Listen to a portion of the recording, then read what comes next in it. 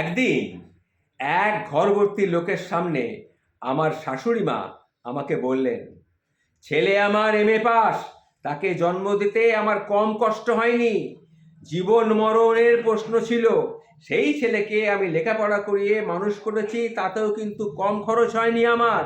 তাই যে খরচটা হয়েছে সেই খরচটা তোমার বাবাকে আর মাকে বলো পুষিয়ে দিতে। একথা শোনার পর ঘরভর্তি লোকের সামনে আমিও বজ্রকণ্ঠে বললাম, এবং কিছুটা ব্যঙ্গ করেই আমার শাশুড়ি মাকে আমি বললাম, আমিও তো বিএ অনার্স করেছি, মাস্টার্সে ভর্তি হয়েছি, লেখাপড়ার খরচ এখনো কিন্তু আমার বাবাই বহন করছে। আমার বাবা মায়ের কিন্তু কোনো দায় নেই, কারণ এটা কিন্তু ফ্রি নয় যে একটার সঙ্গে একটা ফ্রি পাওয়া গেছিল, সেখান থেকে আমাকে পেয়েছেন তা কিন্তু হয়নি। সুতরাং আমি কিন্তু এখনো পড়াশোনা করছি এবং আমার বাবা মাই কিন্তু আমাকে পড়াশোনা এখনো চালাচ্ছে। একথা শুনে শাশুড়ি মায়ের তো চোখ একেবারে বড় বড় হয়ে গেল। তখন পুত্রধনটি পাশেই ছিল। সে তখন আমার কাছে এসে আমার চুলের মুঠিটা ধরে আমাকে সপাটে একটা চড় মারলো। বললো, কি এতগুলো লোকের সামনে তুই আমার মায়ের সামনে এইভাবে বেয়াদবের মতো আচরণ করলি? তোকে আজকে মেরেই ফেলবো। আমি তার হাতখানা সরিয়ে দিয়ে বললাম, আমি জানি সেটা তুমি পারো, মায়ের পুত্রধন বলে কথা। তা তোমরা যে যৌতুকটা চাইছো, জানো তো সেই যৌতুকের শাস্তিটা কি? তখন শাশুড়ি মা চোখ লাল করে বলল, যৌতুক আবার কি? যৌতুক আমরা চাইছি না। বিয়ের পর মেয়ে শ্বশুর বাড়ি থেকে এটা দেয়, ওটা দেয়, সেটা দেয়, জামাইয়ের সুখে দুঃখে কিছু টাকা পয়সা দেয়, এটা যৌতুক হবে কেন? এটা উপহার, এটা সমাজের নিয়ম। তোমার বাবা কি সেটা জানেন না? তখন আমি তাকে বললাম, হ্যাঁ মা, বর্তমান সমাজে যৌতুকের আরেক নাম হলো গিয়ে উপহার। শাশুমা বেশ ভালো করে রেগে গেলেন। নিজের মেয়ে জামাইকে এতটুকু সাহায্য করতে না পারলে তোমার বাবা যেন মেয়েকে এসে নিয়ে যায়, আমরা তাকে নিয়ে গিয়ে সে যেন খুঁটি করে রেখে দেয় ঘরে, আমরা তাকে এইভাবে পুষতে পারবো না, তাকে আমরা ডিভোর্স দিয়ে দেবো। তারা তো আর আপনাদের উপহার চাইবার নিয়ম জানতেন না মা, তাই তো তারা বিয়ে দিয়েছিলেন। বেশি বেশি মুখে মুখে তর্ক করবে না, তর্ক করা আমার একদম পছন্দ না। একথা শোনার পর আমি তাদেরকে বললাম যে ঠিক আছে, আমি বাবার বাড়িতে যাচ্ছি, দেখি বাবাকে গিয়ে সব বলি, যদি কিছু আনতে পারি আমি দেখছি। বলে আমি বাড়ি থেকে বেরিয়ে চলে এলাম। তারপরে 4-5 ঘন্টা কেটে গেছে। 4-5 ঘন্টা কেটে যাওয়ার পর আমি সন্ধেবেলায় বাড়িতে এলাম। বাড়িতে আসার পর দেখলাম সবার মুখে খুব আনন্দ, বিজয়ের আনন্দ। অর্থাৎ আমি বাড়ি থেকে বেরিয়ে গিয়েছিলাম, আমি নিশ্চয়ই কিছু সঙ্গে করে নিয়ে এসেছি, এবং তারা খুব আনন্দ করে আমার দিকে তাকালো। আমি তাদের মুখের ভাব দেখে সেটাই বুঝলাম। এবার যখন তারা ঢুকলাম, প্রথম আমি দরজায় ঢুকলাম এবং তারপরে আমার পেছনে 2জন পুলিশ অফিসার এসে ঢুকলো। তারা তো পুলিশ দেখে হতভম্ব হয়ে গেল। পুলিশ দেখে আমার শ্বশুরবাড়ির সবার মুখ একবারে চুপসে গেল। তখন বড় পুলিশ অফিসারটি তাদেরকে বলল, ঘরে যারা ছিল তাদেরকে উদ্দেশ্য করে, আমার স্বামীকে, বিশেষ করে আমার শাশুড়িকে উদ্দেশ্য করে বলল, যৌতুকের জন্যে ঘরের বউকে অত্যাচার করেছেন আপনারা, তার জন্যে আপনাদের বউ মামলা দায়ের করেছেন। প্রথম পর্যায়ে আপনাদের শুধু আমরা সতর্ক করে দিতে এসেছি, আমরা সতর্ক করে দিয়ে গেলাম, এটা প্রথম পর্যায়।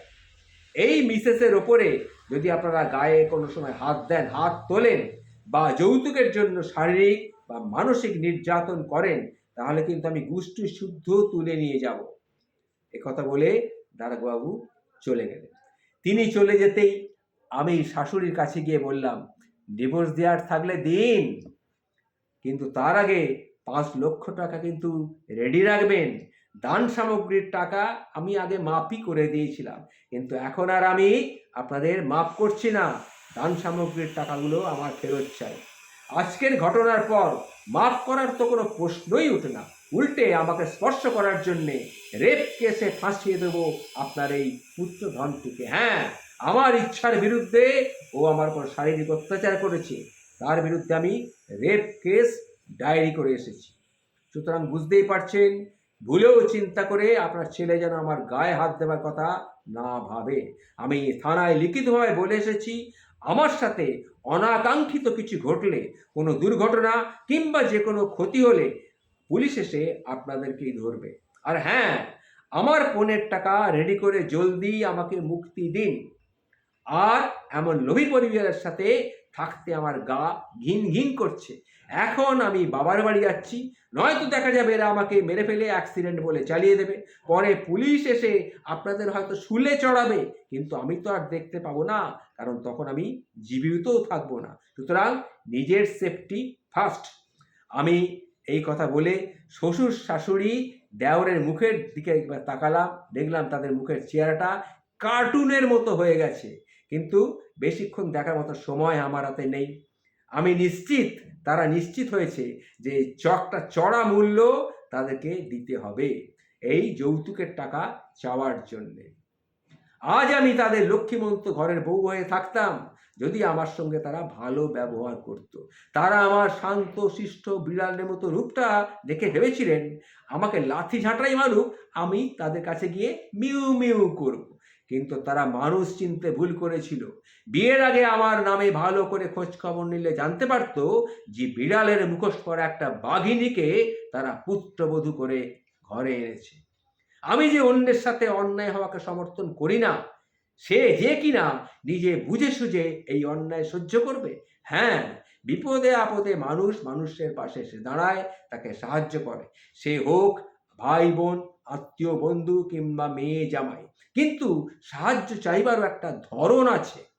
যারা আমাকে বুঝিয়ে বলতে পারতো যে ধার হিসেবে তারা নেবে, কিংবা তাদের কিছু প্রয়োজন আছে, তখন আমার বাবা তাদেরকে হয়তো কিছু মেয়ের ভালোর জন্য হোক, যেভাবেই হোক কিছু তাদেরকে সাহায্য করত। কিন্তু তা না করে তারা নানানভাবে হুকুম করছে এবং তার মেয়েকে ধরে মারধর করছে। সুতরাং যেমন কুকুর তেমনই তো মুগুর হওয়া প্রয়োজন। যাই হোক, আমি বাবার বাড়ি যাচ্ছি, বাবাকে ঘটনাটা বলতে হবে। জানি বাবা জানতে পারলে মুচকি হেসে বলবেন, তুই ঠিকই করেছিস। ঘটনাটা শুনলেন, এটা কিন্তু একটি সত্যি ঘটনা। যদি পারেন এটাকে শেয়ার করে সবাইকে জানিয়ে দেবেন। যারা কমেন্টস করতে চান ঘটনাটির জন্যে, তারা কমেন্টস করতে পারেন আমাকে। যদি ভালো লেগে থাকে তারা লাইক করবেন। নমস্কার।